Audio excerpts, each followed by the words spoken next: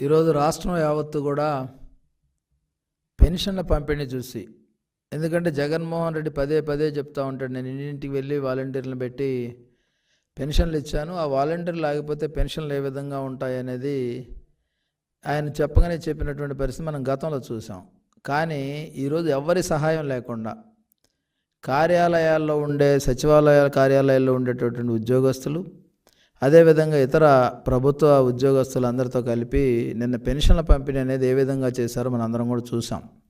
పెన్షన్ల పంపిణీ ఒక విధంగా మనం చూస్తే, ఇంకో విధంగా పెంచిన పెన్షన్లు ఏ విధంగా పెంచారు, ఎంతమందికి ఇచ్చారు అనేది కూడా ఈరోజు చూస్తూ ఉన్నాం.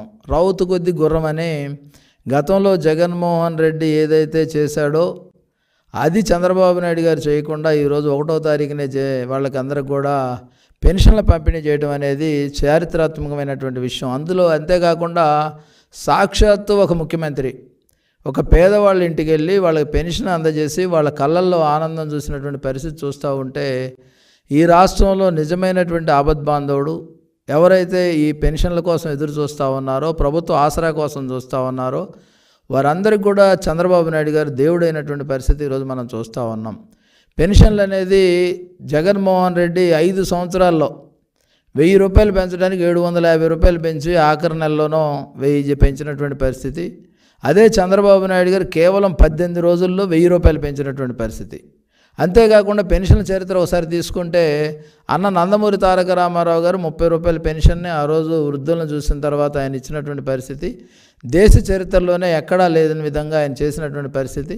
ఆ రోజు ఉన్నటువంటి పెన్షన్ 30 నుంచి 75 చేశాక 75 నుంచి 200 చేయటం, అదేవిధంగా 200 నుంచి ఒకేసారి చంద్రబాబు నాయుడు గారు 1000 రూపాయలు చేయటం, 1000 నుంచి 2000 చేస్తే జగన్మోహన్ రెడ్డి పూర్తిగా 5 సంవత్సరాల్లో ఆయన చేసింది కానీ చంద్రబాబు నాయుడు గారు కాకుండా ఇతరులు చేసింది ఏదన్నా ఉంటే కేవలం 1100, 1200 రూపాయలు మాత్రమే పెంచినటువంటి పరిస్థితి. చంద్రబాబు నాయుడు గారు ఒక్కళ్ళే 2845 రూపాయల పెన్షన్ని ఈరోజు పెంచినటువంటి పరిస్థితి చూస్తూ ఉంటే, ఎవరైతే పేదలు ఉన్నారో, ఎవరైతే వృద్ధులు, దివ్యాంగులు, అదేవిధంగా వితంతువులు ఉన్నారో వాళ్ళకి చంద్రబాబు నాయుడు గారు ఈరోజు పెంచినటువంటి పెన్షన్లు వాళ్ళు ఈ సమాజానికి బరువు కాదు, ఈ సమాజం యొక్క బాధ్యత, సమాజం బాధ్యత అంటే ప్రభుత్వం బాధ్యత అని ఆయన ఈరోజు వాళ్ళు తీసుకున్నటువంటి పరిస్థితి చూస్తూ ఉన్నాం.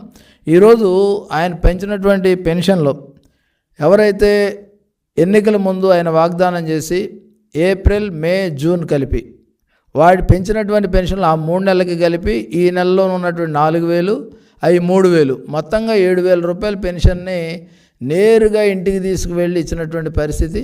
అంతేకాకుండా దివ్యాంగులకు సంబంధించి 6000 రూపాయల పెన్షను పూర్తిగా దివ్యాంగులుగా ఉన్న వాళ్ళు 100% ఏదైతే వాళ్ళు ఉన్నారో వాళ్ళకి 15000 రూపాయల పెన్షన్ ఈరోజు నేరుగా ఇంటికి తీసుకెళ్ళి ఇచ్చినటువంటి పరిస్థితి చూస్తూ ఉంటే, ఆంధ్రప్రదేశ్లో ఎవరైతే ఆసరా కోసం, ఆంధ్రప్రదేశ్లో ఎవరైతే భరోసా కోసం, ఆంధ్రప్రదేశ్లో ఎవరైతే తమ బ్రతుకు భారం కాకుండా ఉండాలి అని భగవంతుని ప్రార్థన చేసుకున్నారో వాళ్ళందరికీ నిన్న పండుగ రోజుగా ఉన్నటువంటి పరిస్థితి. ఈ ప్రభుత్వం పూర్తి బాధ్యత తీసుకొని వాళ్ళందరికీ కూడా పెన్షన్లు సరఫరా చేసినటువంటి పరిస్థితి మనం చూస్తూ ఉన్నాం. దాంతోపాటుగా జగన్మోహన్ రెడ్డి ఏదో పెన్షన్లు ఇచ్చేసి ఏదో చేశానని చెప్పటం కానీ, అదేవిధంగా పెంచిన పెన్షన్ కూడా దశల వారీగా పెంచానటం కానీ, ఈ ఆశపడ్డటువంటి ఆశాజీవులందరికీ కూడా వాళ్ళకు ఒకటే తెలుస్తూ ఉంది, జగన్మోహన్ రెడ్డి వారి శాపంతో ఈరోజు అధికారంలో లేకుండా పోయినటువంటి పరిస్థితి. ఆ రోజు ఇచ్చిన మాట నిలబెట్టుకోకుండా 2000 నుంచి 3000 చేస్తానని కలబొల్లి కబుర్లు చెప్పి అధికారంలోకి వచ్చిన తర్వాత నేను అలాగనలేదు దశల వారీగా చేస్తానని చెప్పినటువంటి వ్యక్తి దశల వారీగా పెన్షన్లు పెంచుకుంటూ దాదాపు 5 ఏళ్ళు కాలం గడిపి ఆఖరణ వారికి దశల వారీగా పెంచినటువంటి పరిస్థితికి కేవలం 18 రోజుల్లోనే ఇచ్చిన మాట ప్రకారం బకాయిగా ఉన్న ఏదైతే ఆయన వాగ్దానం చేసినటువంటి ఏప్రిల్ నెల నుంచి జూలై నెల 1వ తారీఖుకి ఉన్నటువంటి బకాయిలు 3000 ప్లస్ 4000 7000 ఇచ్చినటువంటి పరిస్థితి ఈ రాష్ట్రంలో. ఎందుకంటే అన్నం అంతా పట్టుకోక్కర్లు, ఒక మెతుకు పట్టుకుంటే పరిపాలన ఏ విధంగా ఉండబోతుంది, అన్నం ఉడికిందా లేదా ఏ విధంగా తెలుస్తుందో అదేవిధంగా నిన్న ఒక్క రోజుతోనే చంద్రబాబు నాయుడు గారి పరిపాలన ఏ విధంగా ఉండబోతూ ఉంది ఈ రాష్ట్రం చాలా రోజులు.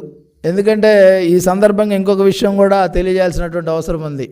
ఆ రోజు 2019లో ఎంప్లాయీస్ అందరూ కూడా చంద్రబాబు నాయుడు గారు ఇచ్చినటువంటి ఫిట్మెంట్ కానీ ఇవన్నీ కూడా గుర్తుపెట్టుకోకుండా జగన్మోహన్ రెడ్డి ఒక్క ఛాన్స్ అడిగితే వీళ్ళందరూ కూడా డబుల్ ఛాన్స్ ఇచ్చి 2 చేతులతో నొక్కాం మేము ఓట్లు అని చెప్పినటువంటి ఎంప్లాయీస్ కూడా అనుభవించారు. ఏ విధంగా 10వ తారీఖు వచ్చినా, 11వ తారీఖు వచ్చినా, 15వ తారీఖు వచ్చినా కూడా వాళ్ళ జీతాలు పడకుండా కనీసం పిఎఫ్ ఖాతాల్లో ఉన్న సొమ్ములు కూడా ప్రభుత్వం విత్డ్రా చేసి వాళ్ళు ఏ విధంగా చేసిందో మనం చూసాం.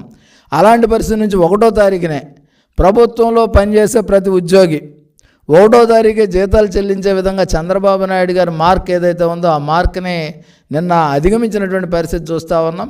1వ తారీఖున అందరికి జీతాలు ఇవ్వటం, అంతేకాకుండా కాంట్రాక్టు అవుట్సోర్సింగ్ వాళ్ళకు కూడా 1వ తేదీనే నేరుగా జీతాలు ఇవ్వాలనే సంకల్పం ఈ ప్రభుత్వం తీసుకోవటం చూస్తూ ఉంటే ఈ రాష్ట్రానికి మంచి రోజులు వచ్చాయి. ఈ రాష్ట్రంలో ప్రజలకు మంచి రోజులు వచ్చాయి. ఈ రాష్ట్రంలో అభివృద్ధి అనేది జరగబోతూ ఉంది. ఈ రాష్ట్రంలో ఉపాధి అవకాశాలు మెరుగుపడబోతూ ఉన్నాయి. ఈ రాష్ట్రంలో పరిశ్రమలకు అనువుగా ఉన్నటువంటి పరిస్థితి రాబోతూ ఉంది. ఈ అమరావతి రాజధాని ద్వారా సంక్షేమం అనేది ఏ విధంగా సంపద సృష్టించి సంక్షేమాన్ని ఏ విధంగా పంచాలనే దానికి తేడా కనపడతా ఉంది.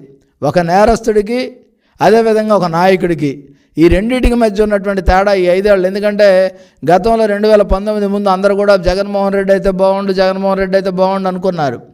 రుచి చూసిన తర్వాత అది చేదా పుల్లనా లేకపోతే ఏ విధంగా ఉందనేది జగన్మోహన్ రెడ్డి పాలన చూసిన తర్వాత తిరిగి చంద్రబాబు నాయుడు గారే కావాలని, ఎందుకంటే చిత్తూరు నుంచి శ్రీకాకుళం దాకా ఒకే మ్యాండేట్ ఇచ్చినటువంటి పరిస్థితి చరిత్రలో ఏ రోజు లేదు. ప్రజల విశ్వాసం నమ్మకాన్ని నిలబెట్టుకుంటూ నిన్న 1వ తారీఖున ఒక శాంపిల్గా అందరికీ కూడా నిన్న సాయంత్రానికే ఈ పెన్షన్లు చేరవేసేటటువంటి కార్యక్రమం తీసుకున్నారు. అదేవిధంగా ఇంకా మిగిలినవి 1-2 ఏమైనా మిగిలి ఉంటే అవి కూడా ఈ రోజుకి క్లియర్ అయిపోతాయి. అవి కూడా దూర ప్రాంతాల్లో ఉన్న వాళ్ళకి కానీ ఇంటి దగ్గర లేని వాళ్ళకి కానీ వాళ్ళకి ఏదైనా ఆలస్యం అయి ఉండొచ్చు తప్ప వ్యవస్థ ద్వారా ఏ విధమైనటువంటి ఆటంకాలు లేకుండా ఈరోజు జరిపినటువంటి పరిస్థితి చూస్తూ ఉన్నాం. గతంలో వాలంటీర్లు లేకపోతే ఇంటింటికి పెన్షన్ పొందనందువల్ల వాళ్ళ వృద్ధుల్ని ఇబ్బంది పెట్టి బ్యాంకుకు రమ్మనో లేకపోతే ఇంకొకటి రమ్మనో జగన్మోహన్ రెడ్డి చేసిన పని వల్ల 60 మందిని బలి తీసుకున్నటువంటి పరిస్థితి చూస్తూ ఉన్నాం. 60 మంది ప్రాణాలు జగన్మోహన్ రెడ్డిని బలిగోరాయి. వాళ్ళే కాకుండా గతంలో ఎవరైతే ఇబ్బందులు పడ్డారో వాళ్ళందరూ కూడా జగన్మోహన్ రెడ్డి ప్రభుత్వాన్ని బలికోరినటువంటి పరిస్థితి. ఈ వృద్ధులకి ఆయన క్షమాపణ చెప్పాలి. ఆ రోజు నేను చేసిన తప్పు, వ్యవస్థ ద్వారా నడిపించాల్సినటువంటి అవకాశం ఉన్నా కానీ వ్యవస్థను పక్కన పెట్టి కేవలం ఏదైతే జగన్మోహన్ రెడ్డి ఎన్నికల అభివృద్ధి కోసం శవరాజకీయాలు చేశానని ఆయన ఒప్పుకొని క్షమాపణ చెప్పాల్సినటువంటి అవసరం ఉంది. ఈరోజు ప్రతి లబ్ధిదారుడు సంతోషపడతా ఉన్నాడు. దాంతోపాటుగా వ్యవసాయ రంగం కూడా రేపు పరవలు తొక్కపోతూ ఉంది. వ్యవసాయ రంగానికి కూడా మంచి అవకాశాలు రాబోతూ ఉన్నాయి. పారిశ్రామిక రంగం, వ్యవసాయ రంగం, ఉపాధి రంగం అన్ని రంగాల్లో చంద్రబాబు నాయుడు గారి మార్క్ అనేది రేపు కనబడబోతూ ఉంది. అదేవిధంగా పోలవరంలో ఉన్నటువంటి లోపాలు సరిచేస్తూ ఉన్నారు. అన్నిటిని కూడా గాడిలో పెట్టడం అనేది చంద్రబాబు నాయుడు గారికి సాధ్యమవుతుందనే దానికి ఒక శాంపిల్గా పెన్షన్లే ఉదాహరణ. దాంతోపాటుగా రాబోయే రోజుల్లో ఏ విధంగా ఉండబోతుందో కూడా తెలియజేయడానికి అవకాశం ఉందని సందర్భంగా తెలియజేస్తూ, ఎప్పటికైనా సరే జగన్మోహన్ రెడ్డిని ప్రజలు ఎవరు కూడా నమ్మొద్దు. జగన్మోహన్ రెడ్డి నమ్మి మునిగిపోయిన వాళ్ళు ఎందరో ఉన్నారు. ఆయన వల్ల నష్టపోయిన వాళ్ళు ఎక్కువ మంది ఉన్నారు. అందరికన్నా భావితరం నష్టపోయినటువంటి పరిస్థితి ఉంది. కనుక దయచేసి అందరూ కూడా గమనించమని కోరుతూ, రాబోయే రోజుల్లో ఈ రాష్ట్రం యొక్క అభివృద్ధి సంక్షేమం జోడెడ్డుల్లాగా పరిగెట్టేటటువంటి పరిస్థితి ఉంది. అదేవిధంగా మిగతా హామీలన్నీ కూడా ఒకటొకటిగా అమలవుతాయి. అదేవిధంగా కేవలం 18 రోజుల్లోనే పెన్షన్కి సంబంధించిందంతా, ఎందుకంటే పెద్ద ల్యాండ్ మార్క్ 18 రోజుల్లో అసాధ్యం అనుకున్నది సాధ్యం చేసినటువంటి చంద్రబాబు నాయుడు గారిని ప్రత్యేకంగా అభినందిస్తూ, ఈ కూటమి ప్రభుత్వం ఆంధ్రప్రదేశ్ ప్రజల భరోసాకి, ఆంధ్రప్రజల యొక్క బాగుకి, ఆంధ్రప్రదేశ్ ప్రజల యొక్క సంక్షేమానికి కట్టుబడి ఉందనే విషయాన్ని కూడా మీ ద్వారా ప్రజలకు తెలియజేస్తా ఉన్నాం.